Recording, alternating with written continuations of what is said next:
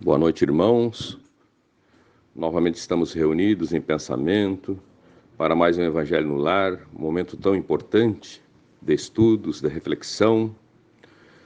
Iniciaremos levando o nosso pensamento a Deus, nosso Pai, ao nosso irmão e mestre Jesus, aos espíritos amigos que estão sempre conosco, nos amparando, nos protegendo.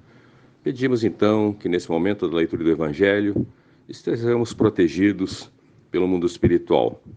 Ainda estamos estudando o capítulo 24, não coloqueis a candeia sob o alqueire, que significa não colocar a luz debaixo do velador. Dos itens 13 ao 16, coragem da fé. Um item muito importante, como todos são, deste evangelho, que diz o seguinte: coragem da fé. Portanto, qualquer que me confessar diante dos homens, eu o confessarei diante de meu Pai que está nos céus. Mas qualquer que me negar diante dos homens, eu negarei também diante de meu Pai que está nos céus. Mateus, capítulo 10, versículos 32 e 33. Porque qualquer de mim e das minhas palavras se envergonhar, dele se envergonhará o Filho do Homem, quando vier da sua glória e na do Pai e dos santos anjos. Lucas, capítulo 9, versículo 26. A coragem da opinião sempre mereceu o respeito entre os homens. É uma expressão de dignidade enfrentar os perigos, as perseguições, as contradições e mesmo o simples sarcasmo, aos quais se expõe aquele que não teme de se expor abertamente às ideias que não aceitas por todas as pessoas. Aqui, como em tudo, o mérito está na razão das circunstâncias em que as ideias são expostas e nas consequências que resultam dessa atitude de sua propagação. Há sempre fraqueza moral quando alguém recua diante das consequências de sustentar a sua opinião e de regenerá-la.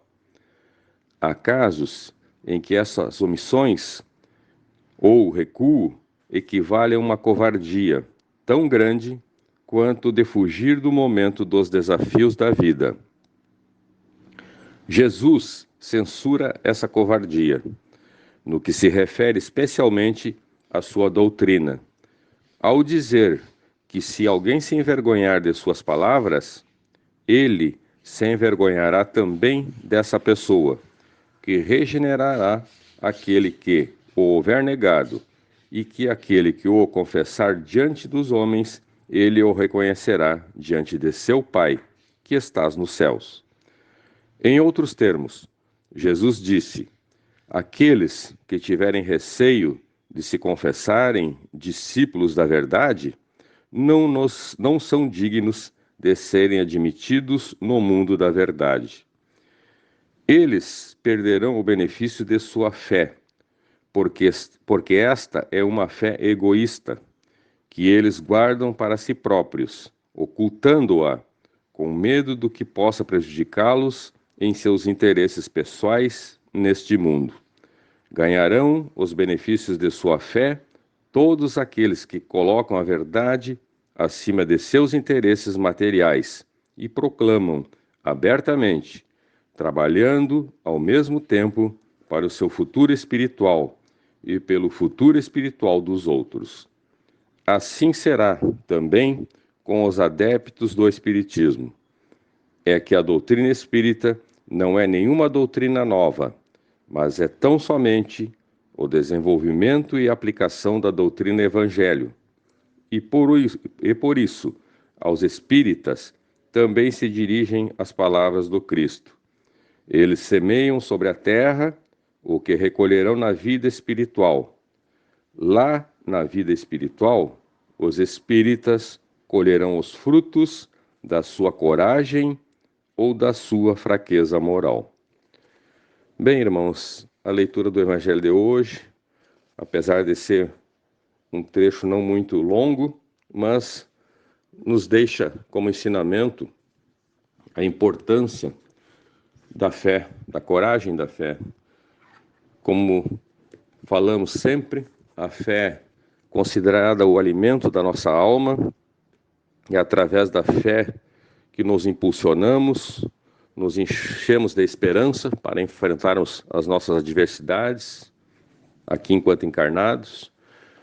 E esse tema de hoje nos deixa bem claro que a importância da coragem e da fé nos fortalece no sentido de que temos aquela fé não apenas para interesses, para atender nossos interesses egoísticos, como dito aqui no texto, mas sim aquela fé verdadeira que possamos já nos preparar para a nossa colheita no plano espiritual.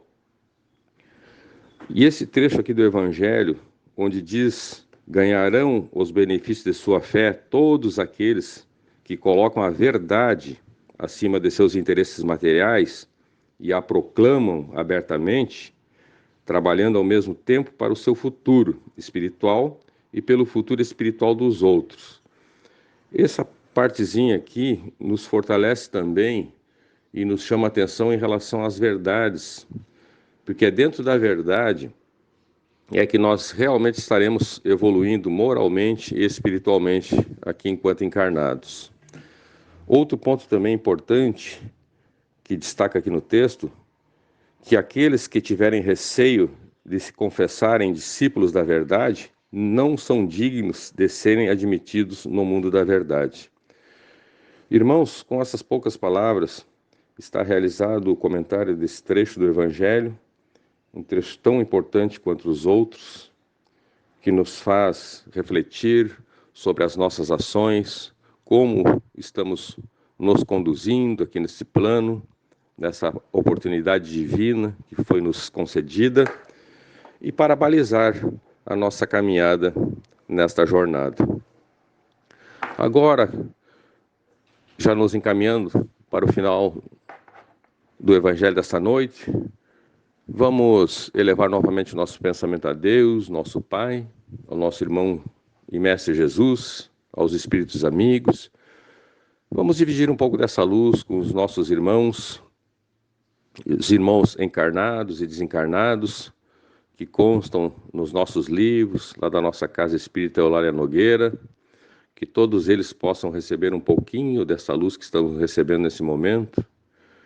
Aos irmãos que se encontram nos orfanatos, nos asilos, nos hospitais, aqueles irmãos que encontram nos seus lares, passando por dificuldades, tanto dificuldades físicas como espirituais, que possam ser atendidas conforme o seu merecimento e a sua necessidade. Vamos, nesse momento, mentalizar também aquele nosso familiar, aquele nosso amigo, aquela pessoa das nossas relações que esteja passando por alguma dificuldade, que também possa ser atendido com essa luz divina.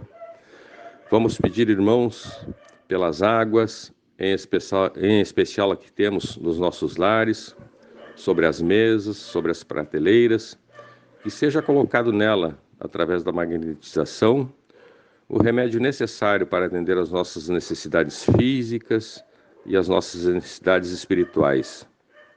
Pedimos também pela limpeza dos nossos lares, que os espíritos amigos visitem cada cômodo, cada dependência do nosso lar, retirando as negatividades, fluidos densos e deixando esses ambientes harmonizados, equilibrados e somente com energias boas, salutares. Agradecemos, já em final de trabalho, por mais essa oportunidade de estarmos reunidos, mesmo em pensamento, para mais esses estudos do Evangelho, esse momento tão importante. E pedimos que Jesus, o grande Mestre, que Deus, que os espíritos amigos continuem nos amparando e nos protegendo. E com essas palavras, nós encerramos mais um Evangelho desta noite. E que assim seja, irmãos.